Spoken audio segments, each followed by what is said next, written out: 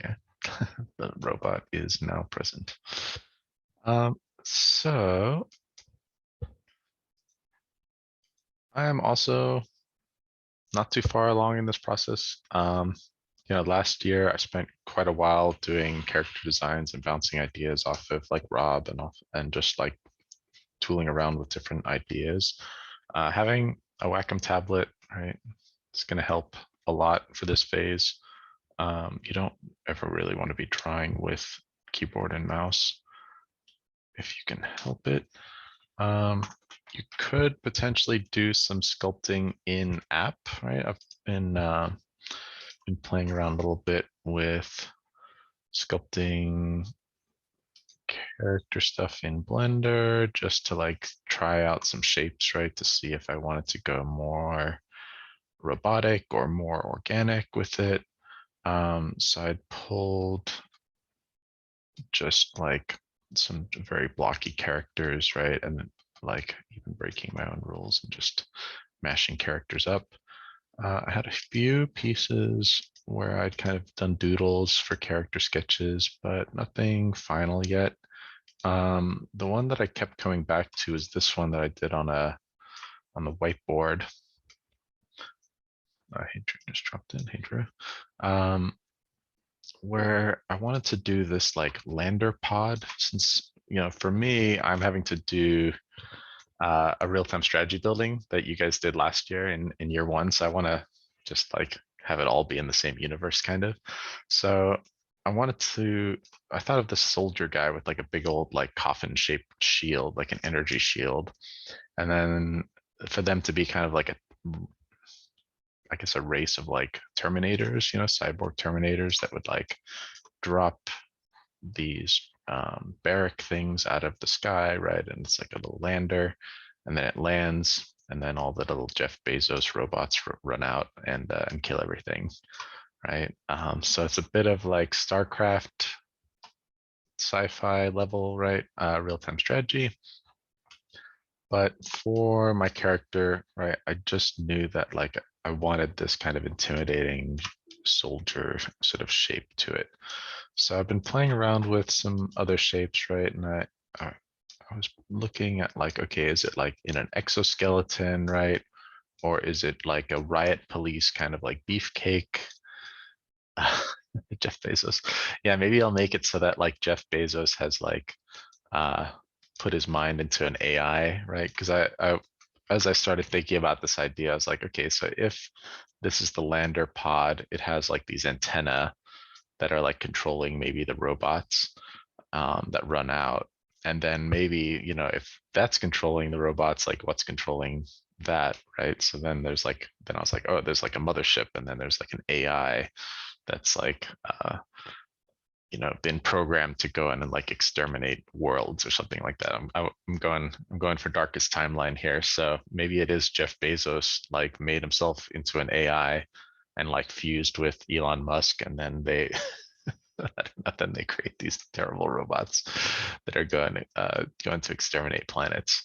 Um, but also like with Cyberpunk 2077, maybe not being the greatest example of um, success stories, but still, I feel like the style has still got a lot of merit to it, right? Like even though the game kind of had so many launch issues and people are upset with them and blah blah blah, like I don't care about all that. I had fun with the game. So to me, it was these like stylistic elements, right? Of the VR goggles, the neon lights, right? Bodies being like an aesthetic choice, right? That like I'm gonna augment my body, but then having like some natural form in there just to express that I'm still organic somehow, right? Is also important. So some of these like crazy mixed ones where like you're barely hanging on to your humanity or your organicness by a thread. So then I was like, well, if it's gonna be these crazy cyborgs, and maybe it's that like the living host inside the original soldier is like died now, and now all that's left is like a robot, exoskeleton kind of thing running around, murdering everything, right?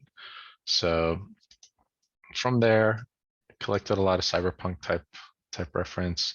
I keep coming back to the rabbit ear shape and kind of like a VR goggles front headset. Maybe it's my own VR goggles sitting here, like these guys here.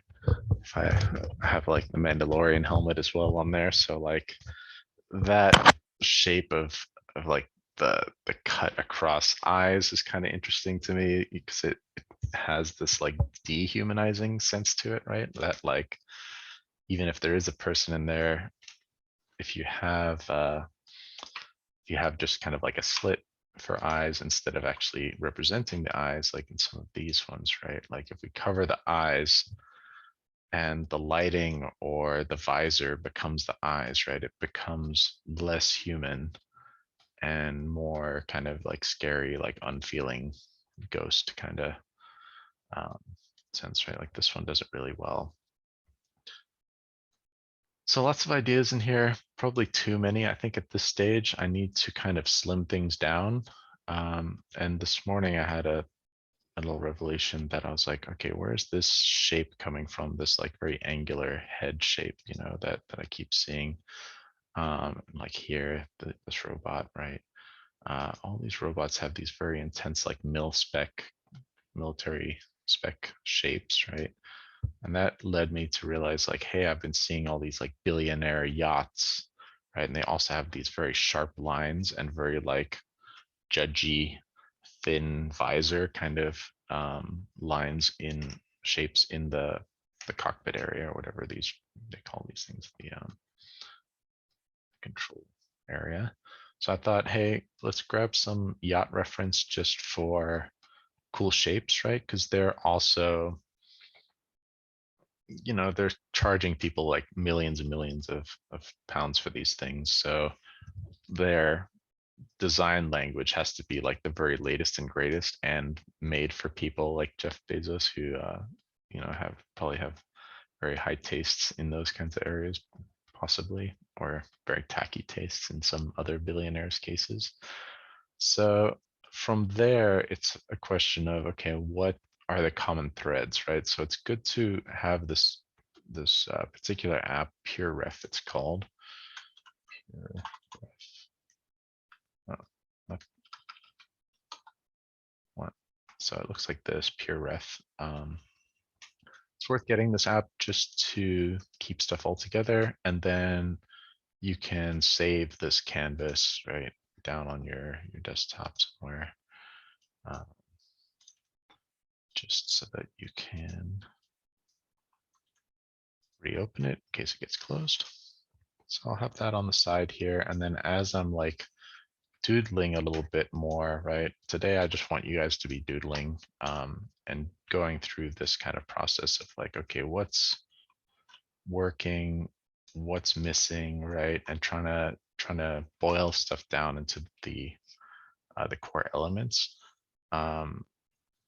Because after, you know, after you've kind of surrounded yourself with reference, you want to try find like what's in the center, right? Like what's the juicy part of the egg that's actually going to be worth eating without making it into an Easter day parade of just like all sorts of nonsense. So first off, when you're going to get into drawing, right, your wrist is going to be stiff, and the connection between the creative part of your brain and like the wrist and your actual drawing hand, excuse me, is going to be a little bit rough, right? So the first couple lines that you do, like, don't expect masterpieces from yourself until you've warmed up. So what I like to do for this kind of thing is I'll even like doodle while not looking at the page, while I'm kind of like thinking about, you know, like, oh, there's like very like sharp lines, or I want these like very like throne shapes, right? Um, if you can start to free up your judgment from your pieces, right, then you can start to kind of like become a bit looser. Maybe I'll be like, okay, this is going to be like a head with some underbite, and then maybe we'll pull in the visor shape here, right? He's looking kind of over in this direction. Maybe he's got like kind of a knight's helmet thing. So just like looking for things to inspire you at first that are just going to get you out of a judgment zone where you're thinking about like the line doesn't quite look how I meant it to look, and you're stuck in like undo land. You're just like undo, undo, undo, erase, erase, erase. It's bad. Like part of getting into drawing is just kind of like letting all that slip away and trying to find the zen, right? So if you can start to just like throw things up on the page at a speed that maybe your judgmental mind can't keep up with, right? Maybe we'll get lucky and we'll find something. But at this stage, I don't hang on to anything. If like something, if I find that, oh, suddenly I'm bored of it, right? I'll just go on to something else. And especially at the early stages, maybe I'm just gonna doodle like nonsense characters as well, just to like, tickle my brain a little bit. So maybe I'm like, it's like a little dude with maybe he's got some sort of funny hat, eye, and a big pointy nose. Maybe give him some nasty nostrils and some snot dripping out of his nose or something. And he's like, this is his life now, right? This is this awful life that I've given to this character. So just like getting some heads in there or getting some bodies in there. Um, if something's really ugly like this guy and it's bothering you, just get rid of it, right? Like just go back. Um, but I did some shape tests earlier today, and I was like, all right, like if I want this kind of visor shape in the eyeballs, right? Like, and I kind of want these ear shapes, which I looked at here. I was like, what is it about this angle here that's catching my eye, right? Like I think this one of the kind of eyes in the dark feel was one that I kept like looking back to and being like, okay, that's kind of catching something. And then if it is like, a creature emerging from the darkness, like maybe it's like a goblin that I'm thinking of, right? Like this kind of character here. Um, but then is it too aggressive, right? Or am I just like making him very like angry, so that now I'm just like making these little monster characters, right? That can be fun to work with some monsters. And I also don't worry too much about filling in the outlines, like especially with faces and stuff. You don't always want to just like try find a jawline and stuff, because sometimes it ruins the effect. Sometimes the face needs to just be by itself in order to breathe a bit. So I was looking at other shapes, like maybe a single mono eye, a cyclops kind of eye. Um, so it's worth like testing, if that spikiness can go with an eye, if it's a single eye, or maybe I need to stick with the visor idea. I thought maybe even what I could do is like have my cake and eat it too. I could do visor, right? And then maybe just have it cut in half with an eye. I don't know if this is gonna work. But I did notice that when I added the eye instead of a visor, this one looks kind of like the portal eye. At least when I added like the bottom, he's got that kind of judgy stare to him, right? So we can put whatever that little robot's name is in chat, but it immediately gives you a focal point, and you want to find something on your character that's going to catch people's attention right away. So if we look at some of these other ones where I like the face design, right? The ones that work best have something that's gonna first catch your eye, right? Like this one is maybe a good example where there's only one other color, right, besides the middle color. And so your eye is like investigating this shape first, and then it kind of measures everything else from that shape, right? Like, so if it's about having like these VR goggles as your main shape, then it's like, okay, like does it need a neck? Like if he has a very short neck and then like very like wide shoulders here, then I can start to figure out the shape of the chest area. And see if like a traditional sort of hero chest is going to work, or maybe if I like that shape, but I want to test a few things, I might just copy that head over. So I'm working on too many layers here. Let me merge.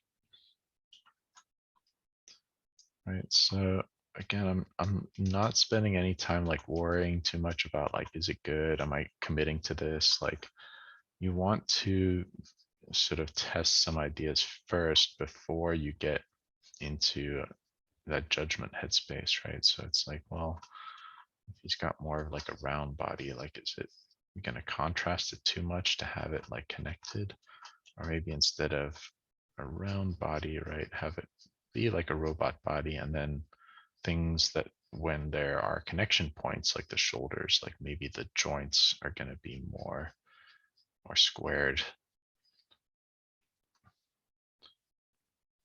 So I was looking at that at the head as well. If I'm going to do kind of a squarish head and maybe have the eye at the front somehow, or do a strip kind of thing, is if I do the strip eye, I feel like I'm getting a bit too close to a medieval sort of helmet. Like, and I did, my last character was like his helmet shape was kind of similar because he had this kind of Greco-Roman style helmet, right? Like the Mandalorian kind of. So I didn't want to do something too close to that this time. I wanted to try some other stuff. So I was like, well, maybe I can bring in some round shapes like in the ears, right? Just to imply, well, there's a Pikachu tail just came out. Imply that, that once it was organic, or that there's organic shapes like within the robotic shapes, right?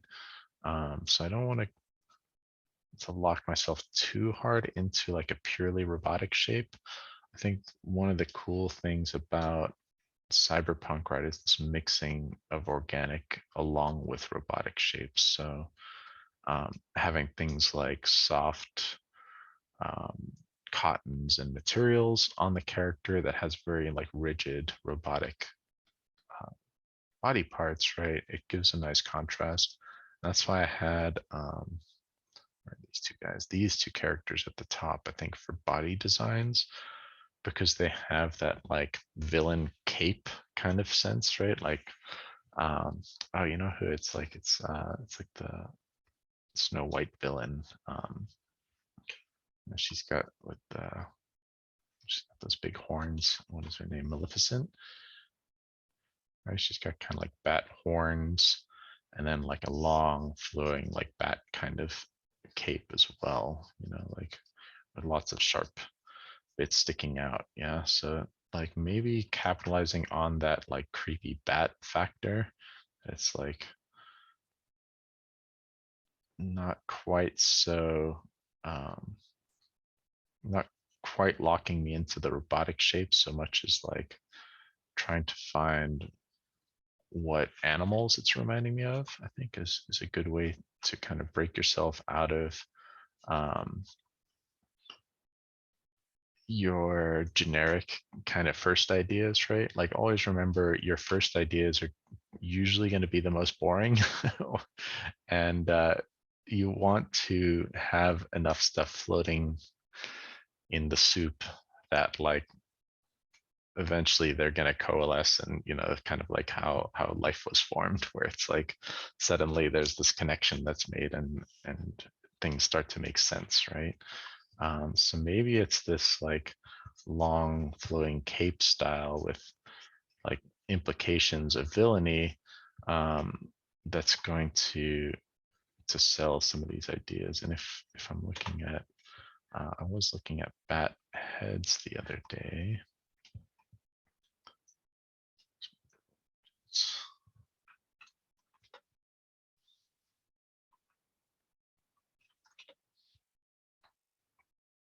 Right, like having these long extended ears.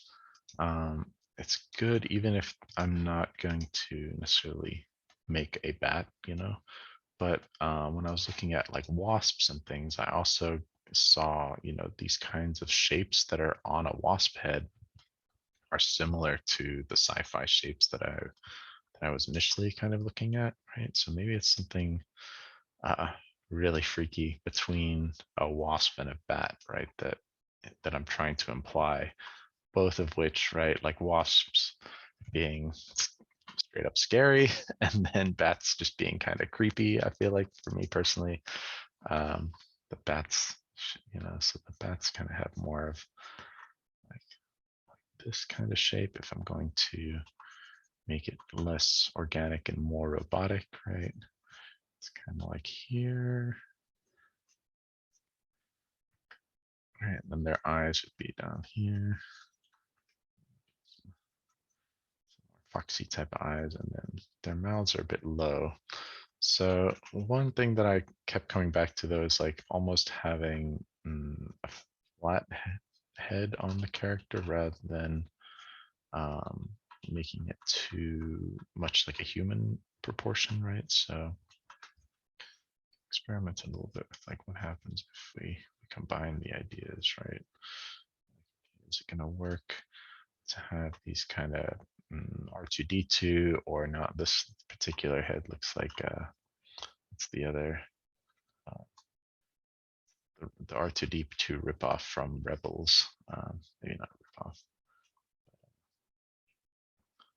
I'm looking to see if there's something that matches between the two ideas. Is always good to double check, right? To see like, okay, if I've got the eyeball shape here. Well, you want to start to think about like your gut reaction to the shape, right? Like, do you get a sense of dread from this character looking at you, kind of like the goblin in the darkness kind of feeling, right? Like the eyes like peering out from the dark. Um, does it end up looking more like an intelligent being, right? Like it's like judging you or it's making decisions about you. Um, are we going to push the eyes like into pure like evil, villain territory? Like if we go straight up evil shapes on the eyes, right? Like what other shapes complement that to uh, that can go together with that possibly?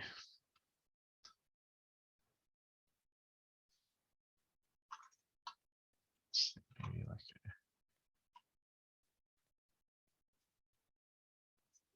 this could be interesting. Try to add more sharp angles in there. So this is where kind of the shape language can come in, right? I can get some like creepy bunny kind of teeth going here, kind of like the what do they call them? The Death Trooper droids. Right? So maybe it's like if I'm leaning more into the bunny ears side of things, I could look at that, or even like test out like, okay, if the ears are straight up, what's the vibe compared to, if I have more of a sci-fi angle on the ears, does it change it at all? Does it alter the vibe, right? Um, so it's a lot of kind of experimentation and then being open. What if we give it like this giant eyeball up here, like it's really like staring you down, right? If you do these like really big eyeballs, they sometimes give you the sense of like looking into the abyss, right? That it's like sucking you in while it's kind of judging you. So maybe even like multiple eyeballs or even implied eyeballs, right? That are maybe if these ones here are not actually eyes, maybe they're just kind of facial features that trick us into thinking that they're eyes, so they come across more organic. But don't forget your Photoshop tools along the way, right? Like you don't necessarily have to redraw everything. Um, if you find things that you feel like maybe are working together, right, you could always just grab them. Like I'm still gravitating back towards this guy here. He's got kind of those wide soldiery type of shoulders. Let's just keep merging down so I don't have so many extra layers.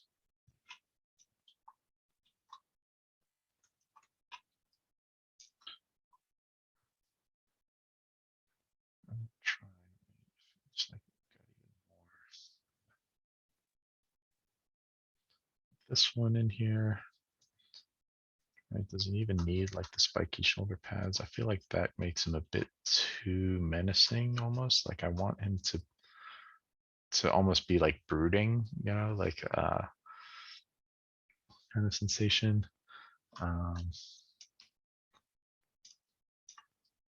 I think this head shape is a bit more interesting than this repeating the coffin shape too much, right? Because I want his shield to be basically like a coffin that has like a pointy bottom, and then I'm gonna make like the sides here, the bottom, gonna be like a or metal piece that's like powering the rest of it, and then this over here is like an energy field and a hologram, and then down here is more like a piece of tech that's like powering the rest of it or keeps it anchored, right? So he can like put it down on the floor like a what is it, a pavise, I think it is. That's the full tower shield. Yeah.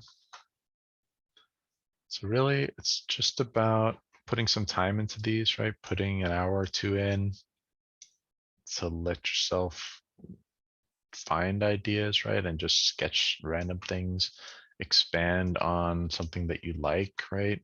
And start to pull in from reference. So I was hoping we could do maybe some screen sharing today, but I don't know why it was saying no participant screen sharing. Let's see if I can, multiple participants can share simultaneously, advanced sharing options. All participants can share. So if you guys want to jam a little bit, you know, share your screen so that we can just like work together. Storyboards today. Yeah, I can show you guys some storyboard techniques.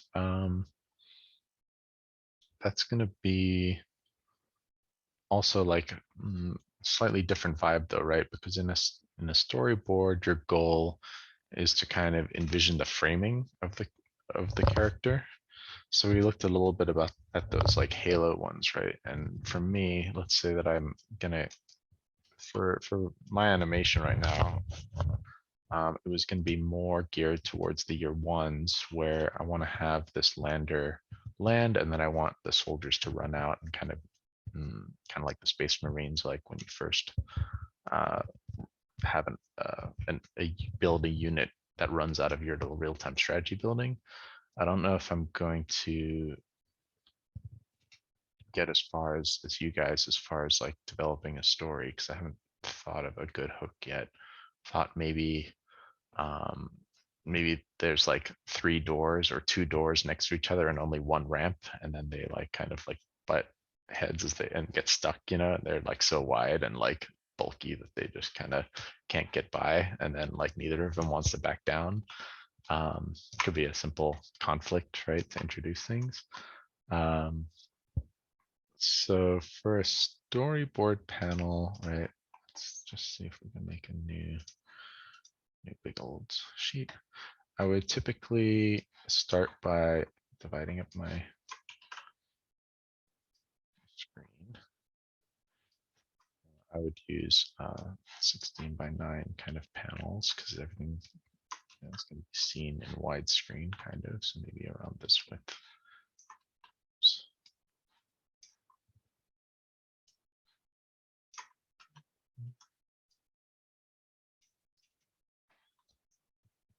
So I might just even start in the middle, like if I want to have this ramp be here and then like this figure standing on the top of the ramp, right? I want to make sure that I capture the figure's emotion in his pose, right? If he's going to be like a very proud figure and he's like about to step down this ramp, right? Like it can literally be a stick figure, guys. I don't want you to to necessarily kill yourself on these.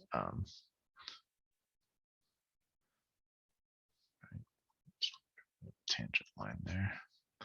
Right, so if he's coming out of his little cocoon thing and he steps out onto the ramp, maybe I've got like can put a little bit of detail in here, like he's got maybe a weapons chest that he picks up his shield and his weapon from on the sides after he spawns. Right, it's more about like picking a camera angle that's going to enhance that sense that the character is like, this, in my case, it's going to be like this proud soldier type character.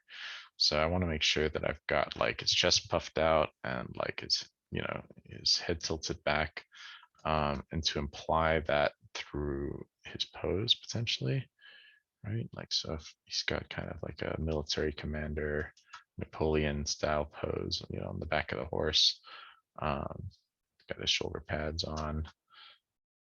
Let's fix up the a little bit. Right, and then maybe for the next panel, I want like a close up on the face, right? And then on the face, I want to get some sort of expression on there. Maybe he's like scoping out the landscape, right? He's like peering out over the horizon, like he's like, what's out there? Where's the enemy? So it's more just about capturing, the character's mood. And right now, right, I don't even necessarily have to include um, the character's design in there, right? The design isn't even as important as capturing like what is going through that character's head and what their motivations are, right? That's going to be important for you. Like I've mentioned, we're probably not going to get to do any facial stuff aside from what I would do want to show you guys in the very least is like a mouth and eyes, but it's not going to be a requirement for most people. So it's more for the when we're looking at the storyboard side, right, is capturing that the language of like, okay, what's the important part of this moment, and like what are we going to have to animate, right? Like what are we actually going to have, what kind of work we're going to have to do. So maybe before he steps out, we have to do like a pod opening scene, right? Like the classic, like here's the door, and then the door is going to like slowly raise up.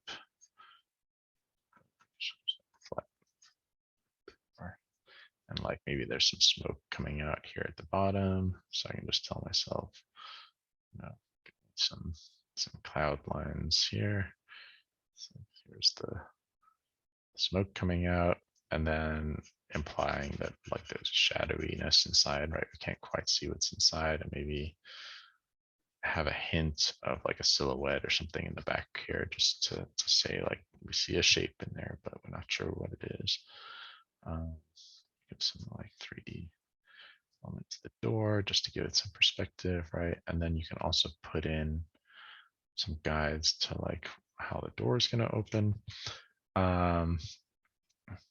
Usually it's also a good idea to put some notes in here. So if you've cut up your panels like I have here, maybe we need to dial it back a little bit and just add an extra line here that we can put some notes in. So like door opens.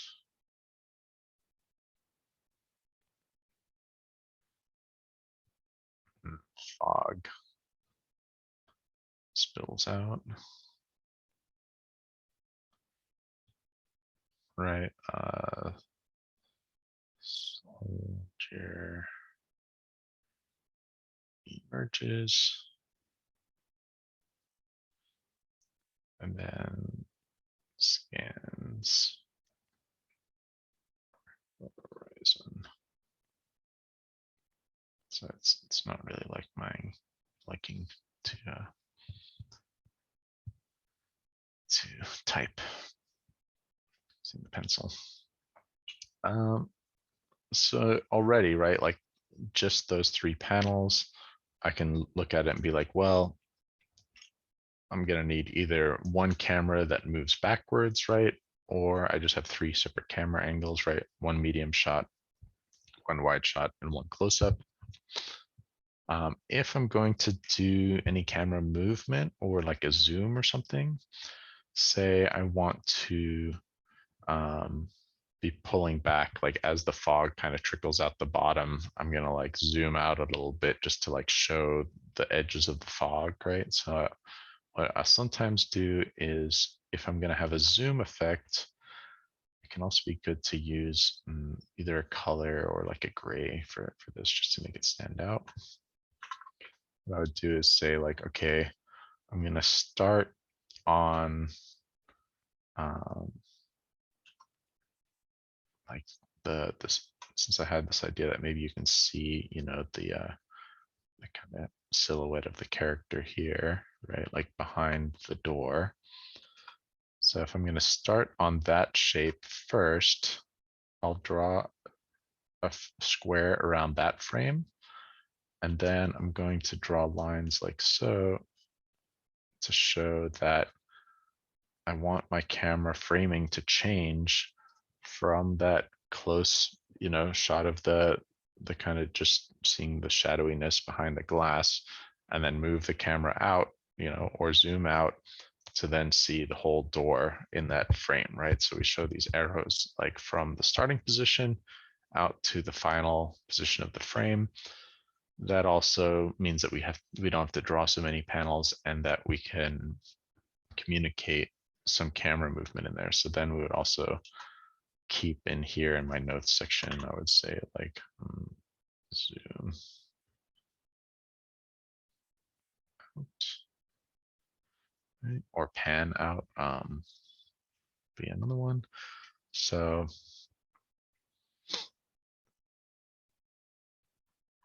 yeah, you don't need a ton of these, right? You just kind of want to be thinking about where your camera is going to be. So if for my next frame, maybe I'm going to have, okay, so he's scanning the horizon here. Oops. Reset. And for the next ones, we're going to like pan around him and like, you know, see what he's looking at. So now we're at the back of the character, kind of. We can do like a little circle like this over the character's head, right? Like this. And show that now we're like behind the character, right? And they're looking out over this horizon in the distance. Maybe just put something out there, you know, just that he has something to look at. Forest over here or something.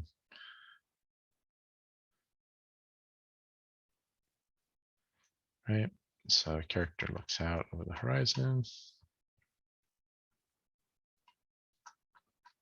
And again, I would put like the camera notes in there. You don't have to have a different color for them, but I like to split things up like that. So it's say camera pans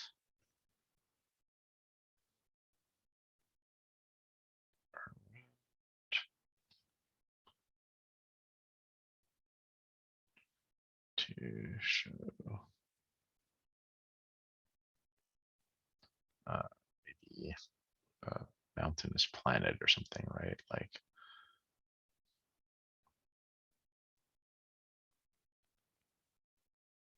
again, this stuff more notes for you, but in a studio environment, right, you might be just a storyboard artist or just the 3D artist or just being the one assembling the scene, right? So it's just enough information for that next person, or in your case, you, right, that are going to refer back to this.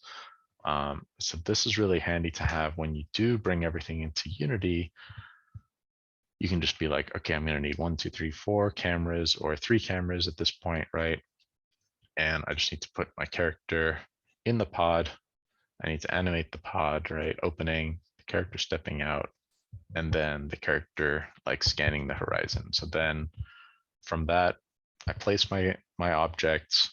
I can also have it where now I have an asset list, right? Where I'm like, okay, I'm gonna need a fog asset. So I need to make some particles. Um, I'm also gonna need, obviously the building and the character assets. If I'm gonna have a close up on his face, I sometimes wanna make sure that I flag that early on and be like, make sure that the face doesn't look terrible from this close, because if it looks bad, right, you you want to keep the camera back a little bit in those cases.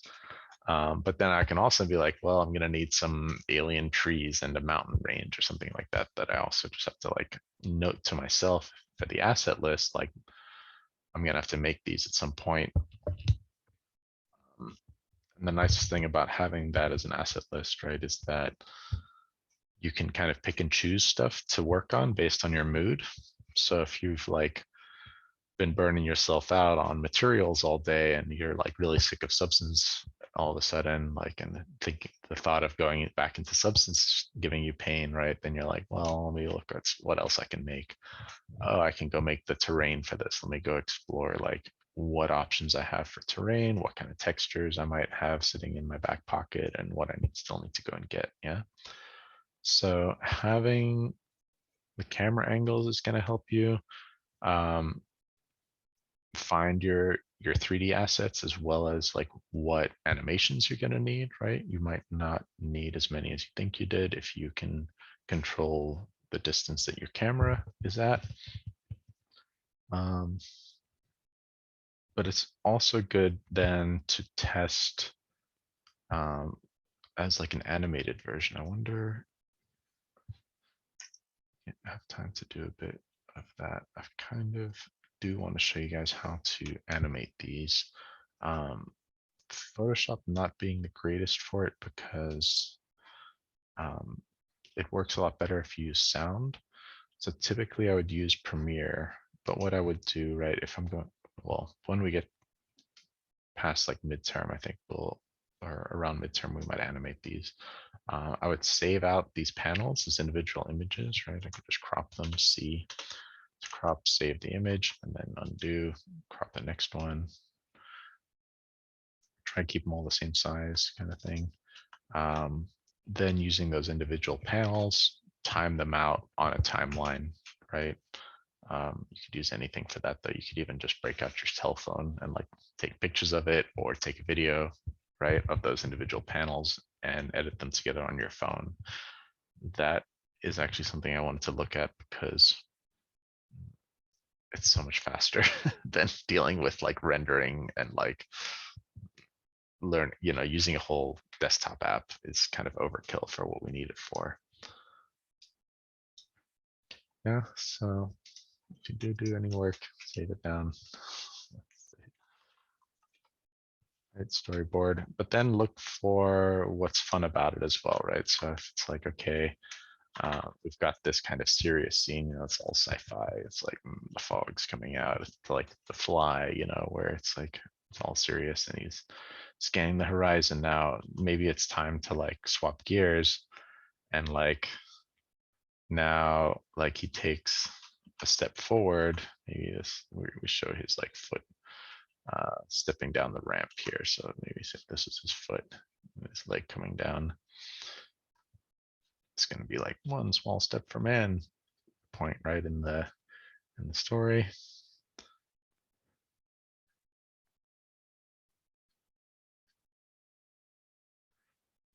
Foot takes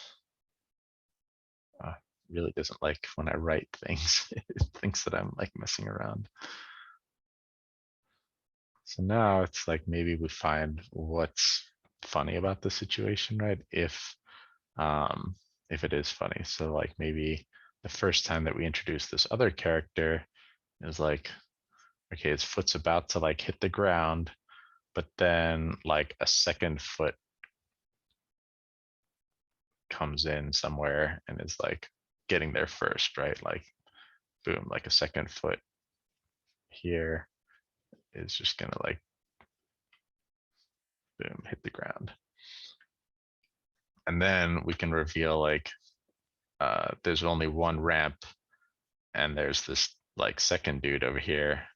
He's like trying to get down, before proud soldier number one. Now there's like proud soldier number two. He's also just kind of like in the same mood where he's like, I'm gonna go and conquer this landscape, you know, and they're both in that like I'm the main character kind of vibe, which like I don't, in my case, if they're identical soldier types, right, I don't even need them to be very different. Maybe I could just have different colors or something if I wanted to differentiate between them.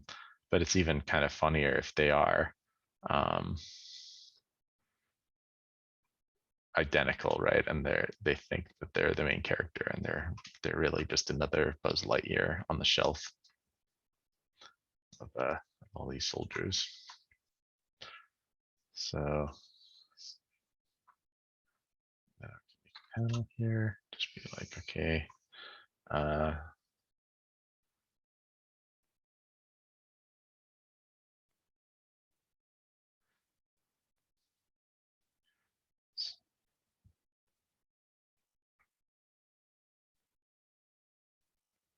wow, I really can't get two letters out in a row, right?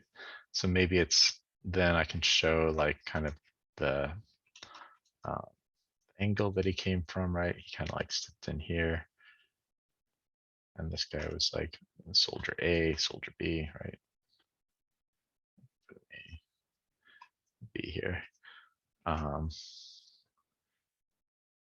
and then have a moment like where now, like we go back to kind of a close up and like now we see that like soldier B, right? He's also kind of got this like sort of proud face on that he's like going to be like Mr. Conqueror over here. And meanwhile, like this guy just like, you know, realized that he's not gonna be the first one off the ramp. So like I'm not worried what my design looks like, right? Or what if like the angles are good or anything. I want that emotional context more than anything. If I can capture what the conflict is, right, between these two characters in this case, or in that situation, I want to do that visually at this stage before I've gone through the trouble of modeling and defining my character and all this difficult stuff that I have over here that's going to take me many hours, right? I still want to have that playfulness at this stage where I'm not worried too much about those details. It's more just like what is the conflict and what's the layout of the scene, right? Like what's the physical space. So physical comedy it's great to use in these because you can do it with no dialogue, right? You can do it with very simple characters, and I potentially wouldn't even need a facial expression on these guys, right? Like all I need is that kind of like proud sort of head back look. And then this guy, right, if he's just a soldier, I don't need him necessarily to have a face. All he needs to do is kind of just be like, like deadlocked on that person, like he's staring them down behind the helmet. Um, and that can kind of give us this impression of like, okay, somebody just cut in line in front of me and I'm just like glaring at them. Like we want to capture those little human moments in animation. Uh, that's what makes animation kind of special. It's that it's about these interactions that we have with the world, and using humor as like what kind of stuff annoys us or what sort of dumb conflicts do we have that rile us up in in weird ways, like why does that happen, and um, how do we express that in another medium. So yeah, if you start on something like this, right, like I started more serious here, I didn't really go in order. Then I was like, okay, well, I've got to come up with the setup, right? So in my case, then I could be like, oh, well, I also need to show that like the lunar lander thing has just landed. So it's got like, gotta have some fire coming out the bottom. And it's got like some antenna on the top, right? Like do some selling that it's a little lunar capsule thing. And then I could also come up with some ideas for, like if I want to first make it seem like it's this very serious kind of situation, right? Then I can have these kind of effects stages, right? Where it's like, oh, and then the lunar lander and it looks realistic and it looks really cool and it's edgy. And then swap gears to like just with a foot getting in the way, right? Like, um, let's say he is soldier A here. And I can just make sure that I'm like calling it out. This is a separate person's foot. Right? So having that twist is also good to have, right? In any sort of storytelling, to break people's expectation a little bit, and to kind of wink to the audience, like break the fourth wall a little bit and be like, hey, like it's not actually a serious animation. It's just these people in this world are very serious. They take themselves very seriously, right? So um, then I could be like, well, I want like a shot of maybe like the uh, mothership like orbiting over the planet, right? So I've got like this, I've got like a cool planet view. Uh, that like the ship is going to be falling down, right? When we first see it.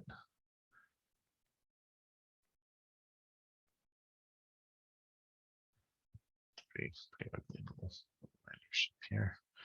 Um, but it gives me, right, from this initial standpoint, right, a point that I can have as jumping off point for my story, right? So um, it becomes more natural to think about like, okay, what do I need from this shot, right? I'm telling the viewer that this pod came from a bigger ship, right? Which, I mean, my ship is pretty lousy for a mothership over here.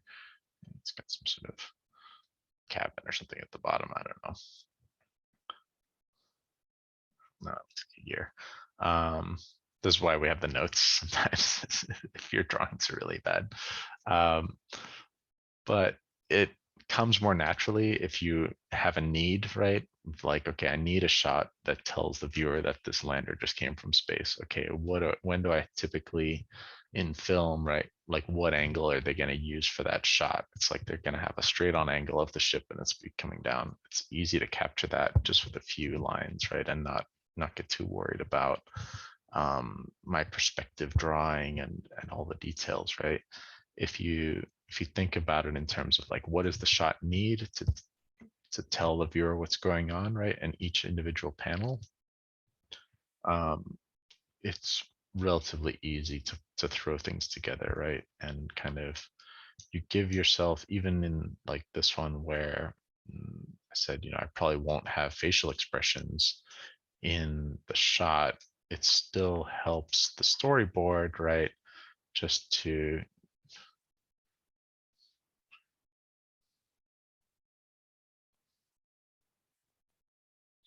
kind of make those characters, give those characters a bit of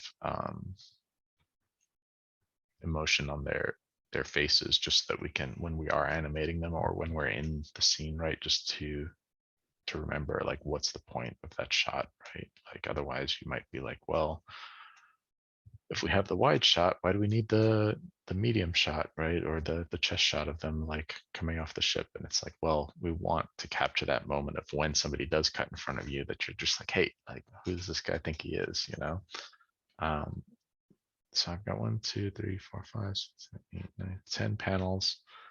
um we might need more than that for you guys. I think I had said 5 to 10 in class, so we might be looking at more like 10 to 15 for our 15-second, 30-second shot.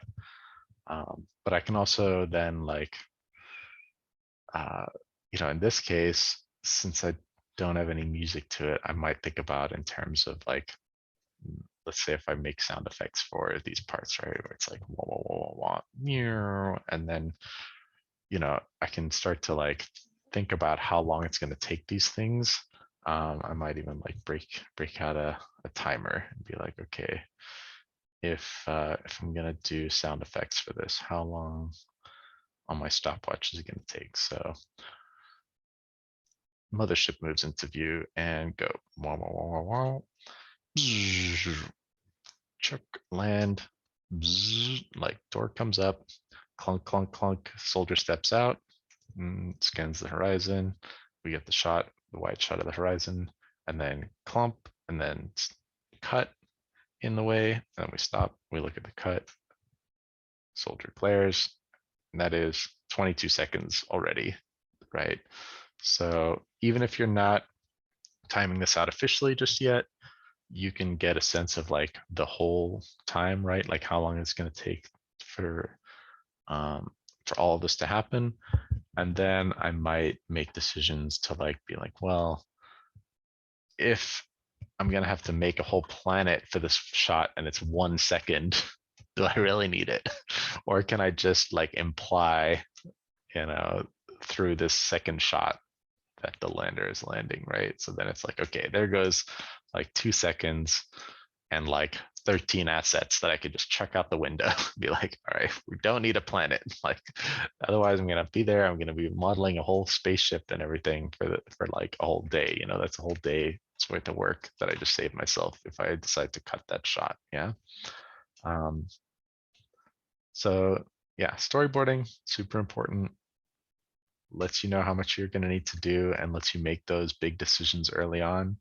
And this is why Disney was so successful in the 20th century and how they came up while everyone around them was kind of struggling to find the long form factor for animation, right? There was definitely cartoons.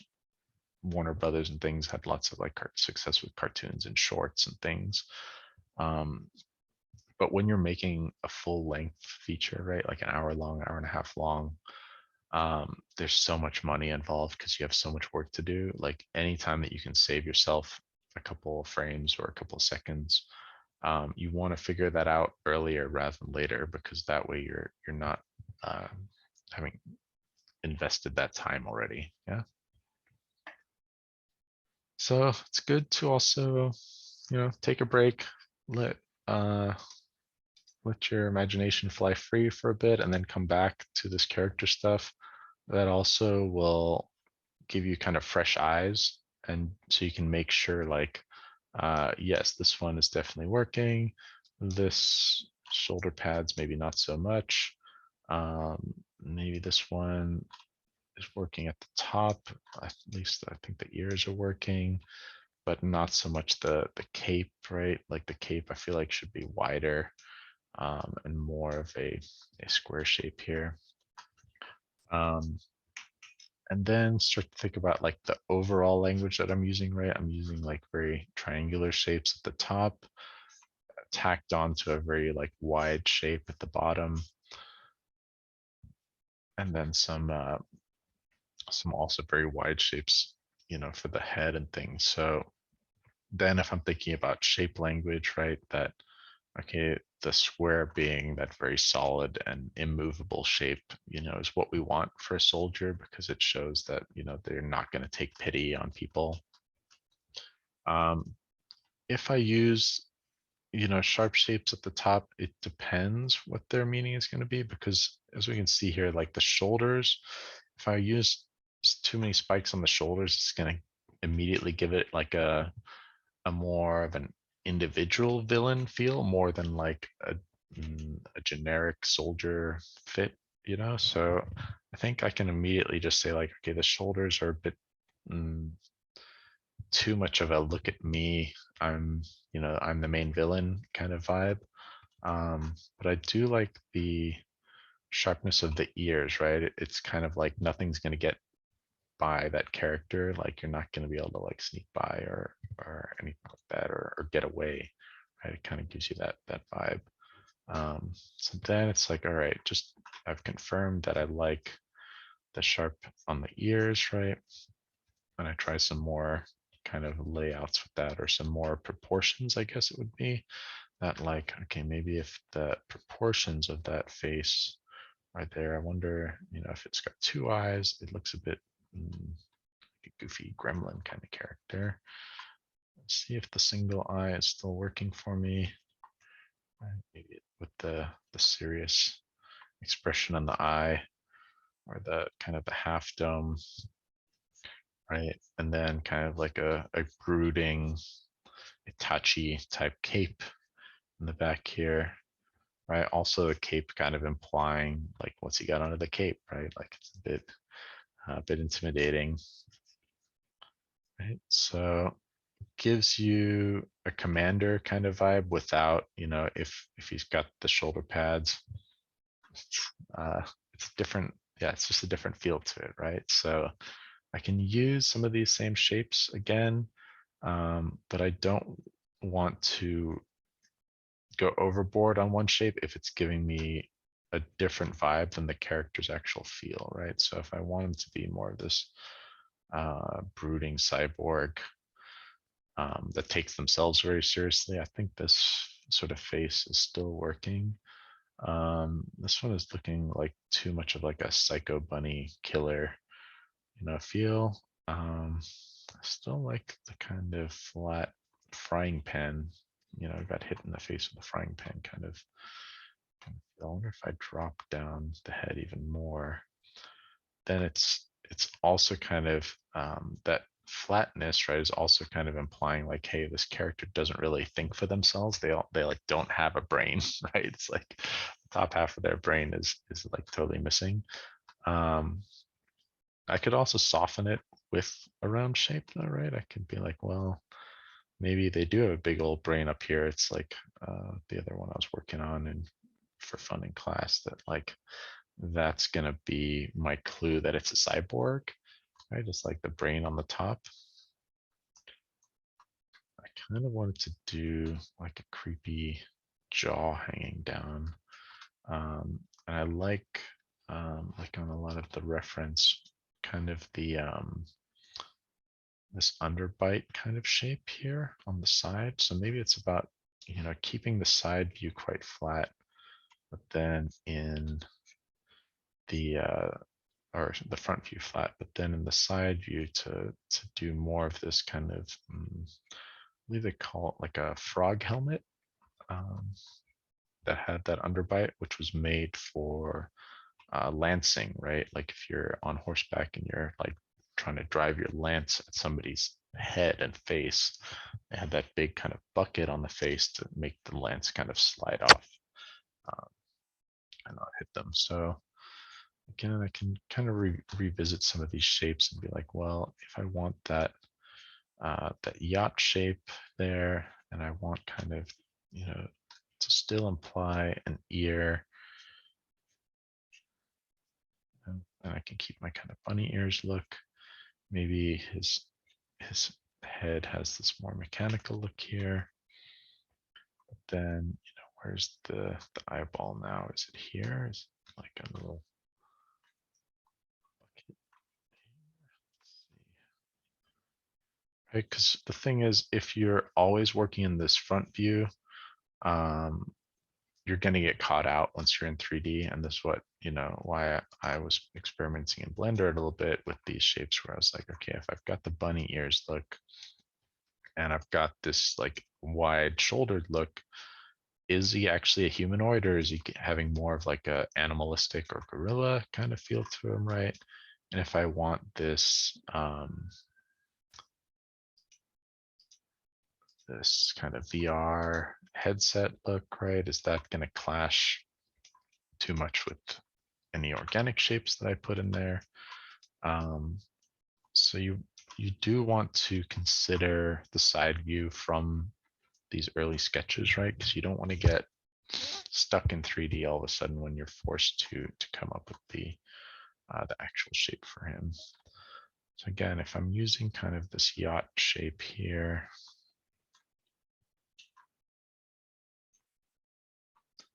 right, then I can start experimenting a little more and be like, okay, that's the shape. What if I push it a little bit more even? I don't want it to be too goofy. That little smirk that's making it look goofy.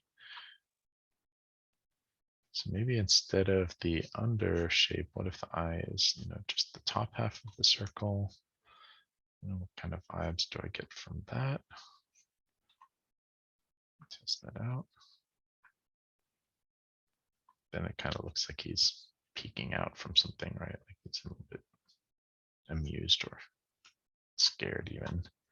So we don't necessarily want the eye down there. Maybe it's that the eye is still at the bottom, the side view. And this is more like the brain case at the top, right? And at the same time, right, I want to, especially if I've organized this a little bit more by shapes and proportions, right? This is when I might want to look at things that I feel like are working already. Like I'm like, oh, I really like how this ear works here, right? Maybe I want to already start to steal some of those shapes because I know that it's working out. And so I can use some of these kind of sci-fi shapes to just elevate my own work. I don't think it's quite getting me what I want, so turn it down.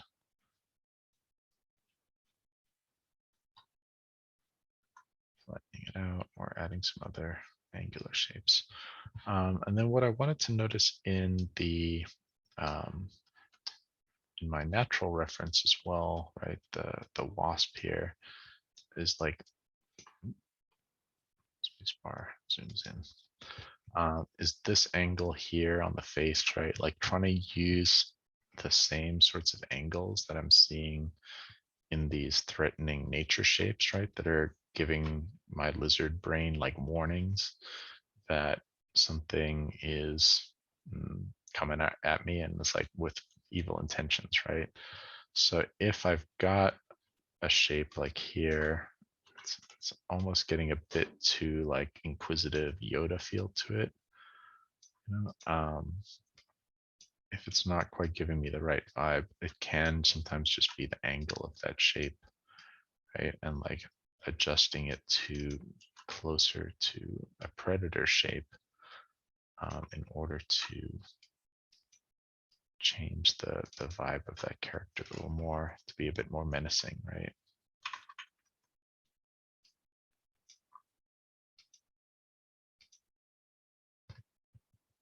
So I've been at it for about an hour. Could you guys maybe send me some stuff that you're working on so I can see your progress? So I feel like I've done a little bit of experimenting here, right? I've got a little bit closer to some ideas, and I do want to keep trying out some of these kind of yacht, military boat, or angular shapes on the head.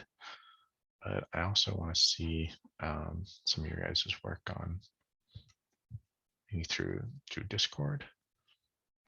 So maybe I'll pop this over here. I'll put Discord in my non-shared part of the screen. Bad face. Just so you guys don't have to share the group if you don't want to. Let's see.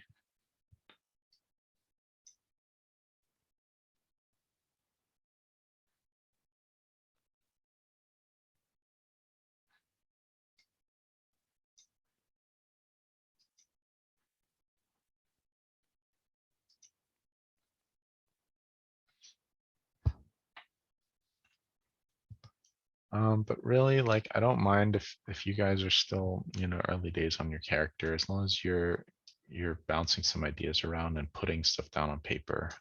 Just don't keep it all up here because it'll get a bit soupy and you'll kind of lose track of what's going to look good when it actually ships.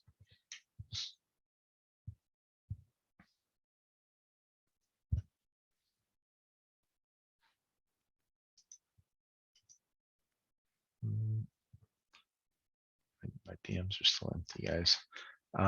So I'll just keep sketching on my guy until I see something over there. But also, come up with storyboard ideas, even if it's like only 1 or 2 shots. And we can also get feedback on there on the organic channel.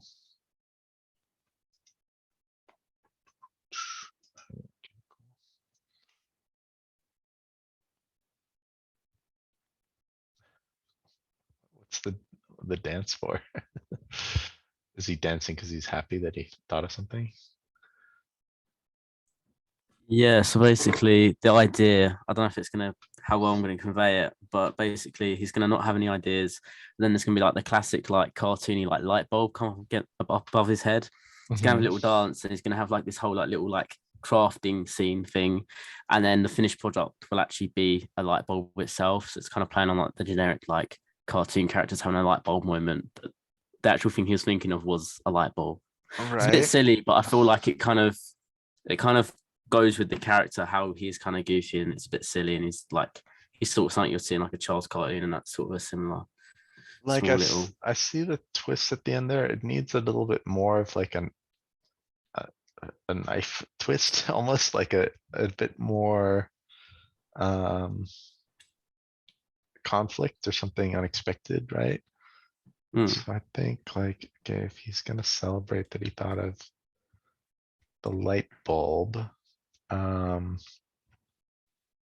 maybe it's either like a giant light bulb or a tiny light bulb or something, or there has to be some sort of twist on the old light bulb because it's a Hmm. bit um like I've seen a lot in like the Warner Brothers kind of cartoons, and the light bulb comes up and then they like pick it out of the air as well. Like that's kind of a trope. Yeah. Um, so there's something in there that we could use. Let's see. So he's kind of like a crafty craftsman person. Oh, days without ideas. Uh, okay.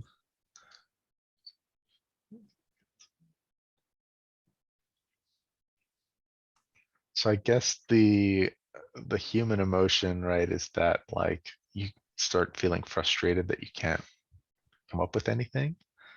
Yeah. It's apt for this project because it is such a big project, right? Um, That's where it sort of came from, to be honest.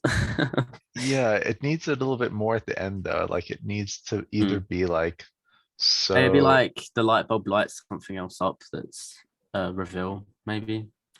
Like he places the light bulb somewhere and it like lights up and then it reveals like a dark area of the room that has something or something like that, maybe. right. Maybe it's like a sketch that he's already done, or like that Hmm. he couldn't see like his table at Mm. all, so Or he maybe was like the like storyboards, like the storyboard here is like what's lit up like on another whiteboard somewhere or something. I don't know, but there's like tons of ideas I could extend it to. yeah, it needs another layer like that, right? Like it needs another layer on top of the light bulb. I think that the light bulb does something extra that we weren't expecting. Mm. Um, wonder- or like get meta with it, where it's like you zoom out and like his house is inside a giant light bulb or something, or like he's been trapped inside a light bulb, like, or that I don't know. Um, yeah, it needs one more layer of cleverness, I think, if it's going to be a clever twist rather than a conflict. Mm. Of course. I'll think about ones that I've like shorts that I've seen that are similar to that. Maybe we can pull something from those. Cheers. Um,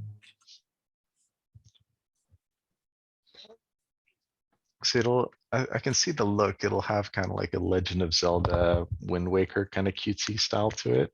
Mm. Yeah. Like you could do cell shading and it would look really nice.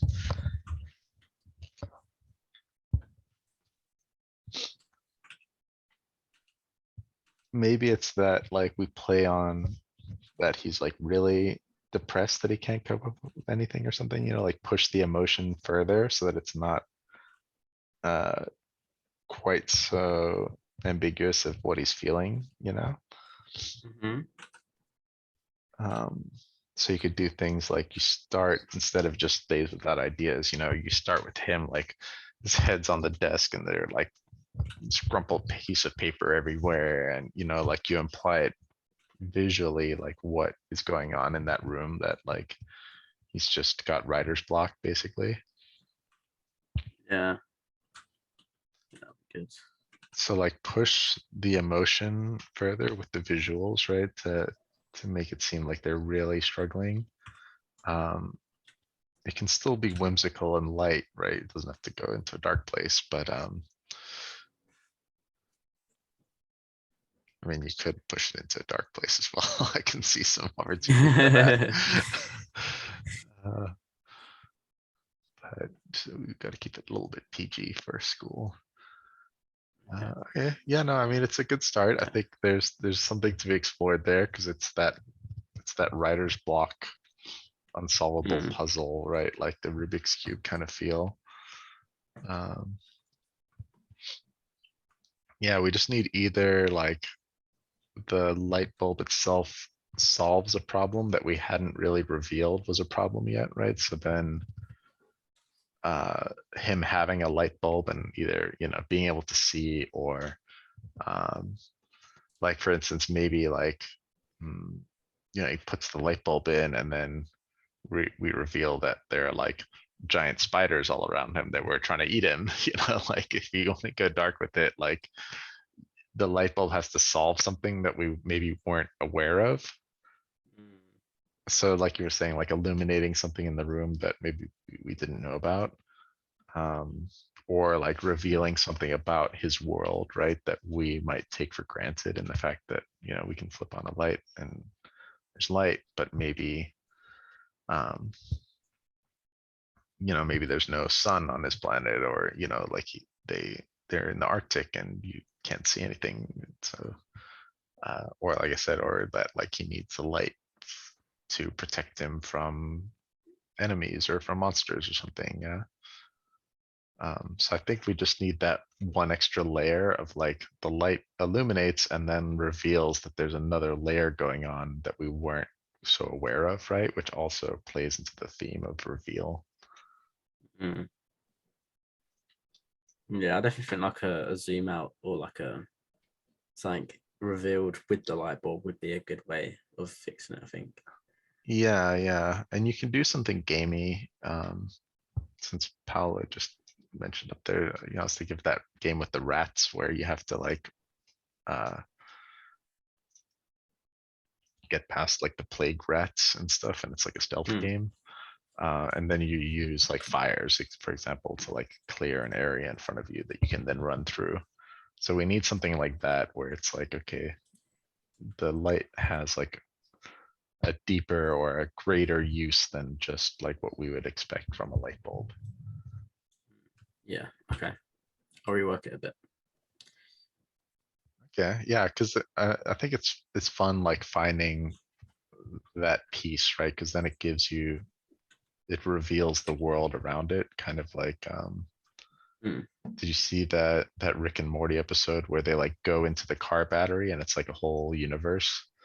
Yeah, or like the one where they're like inside like the theme park inside a person as well. Right, like something like that Yeah. where you're not expecting it and it kind of opens up this whole set of rules that you didn't realize might exist in that world, right? That like, Mm. oh, it's Yeah. not just a theme park, or it's not just like a body. No, it's extra.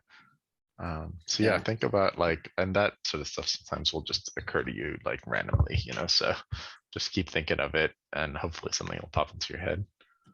Yeah. I'm in quite a good position with like my character design though. So I've got like a bit of time and stuff. It's not too much of a Yeah, stress. like Yeah. like it's mostly there. We just need that last puzzle piece, I think. The Yeah. Yeah, exactly. so it's getting close. I might do Just some like recolors of him though. So I feel like I'm quite happy with like his silhouette and stuff. I think I'm just gonna do like a couple of like color passes, see if there's any kind of combinations I like and stuff. See if um there's yeah, you could any other. also look at your storyboards and do some more like cinematic camera angles, because everything's a bit flat Mm. at the moment. Yeah, Um, yeah, yeah. you want to definitely like show off your character a little bit in the light. Yeah. I think the crafting, although it's only like one slot on the storyboard, that would probably have like a pan around it or something. So it would go around him as he's like using his hands and his arms to do something. Yeah, I mean, you don't want to make too much work for yourself in the crafting shot, right? Like, Yeah. No, it'd be like a basic Mixamo one, but it would still with because like a think about particle like, maybe. again, like think about Warner Brothers, right? If there's a big fight between two characters and it's It's just just like a smoke. cloud and like Yeah. limbs flying out, you can do stuff like that Mm, to hide the hard part, right? Which is that, mm. um, and the audience will still understand what's going on. Um, yeah, I mean, I like the little details on him and use the shape language and stuff. Um, he'll have like a cute little expression. I wonder if we can do some facial expressions for him if because it looks like we're trying to get into his head like through his facial expressions a little I bit. was thinking maybe the eyes themselves actually turn into different shapes. So on the bottom left, you've got like the little kind of bracket kind of eyes. And I was thinking maybe if I like make a couple of models that are like different eyepieces, and then in the animator you just change the eyepiece depending on the expression or something. Maybe it's just a little way of like getting around doing too much work, but it still kind of conveys it quite well. Right, where it's you're not gonna have to keyframe bones like you would normally Hmm. in a facial animation. Yeah, and Yeah, because he's already quite like it's quite like a simplistic kind of guy in terms of the main body and stuff. I think it will kind of add more to it, because if it goes too crazy with the animation as well, like it won't suit the character, if that makes sense. yeah, he reminds me of like a comic strip character, like a Dilbert Mm. or like a Garfield sort of style. Like Yeah, he doesn't need too much more going on there. yeah. I kind of just But want to do something that's like not too crazy, but like really, really well. You know what I mean? Like really, really polish it and get a really, really good result out of it, rather than go yeah, like really ambitious and not there have was something so one good. last year with the witch brewing a potion. Do you remember that one? Oh yeah. Pop it up, which is similar, right? It's like small little creation scene, and then let me pull it up. Oh, the one problem with pure ref is that it comes in front of everything. Here we go. Because yeah, the witch one ended up being one of the best. Here it is.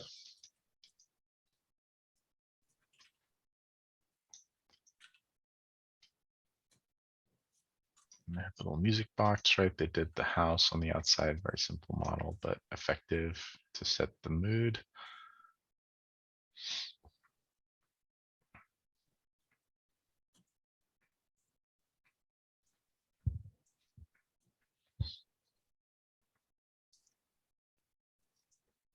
She animated all this by hand as well, though, so no Mixamo stuff.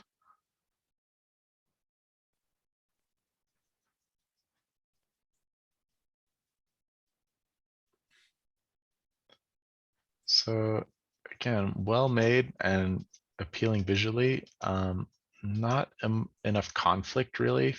That it would be my critique of this one, right? That Mm. we're not quite sure why they're brewing or like what the consequence of the green goo is, right?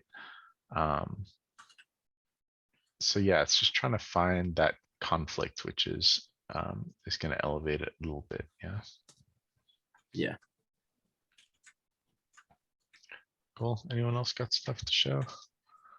I've got a little puppy giving me the eye here, so I might have to call it a bit early at 5:30 instead of 6. Anybody else got any questions, comments?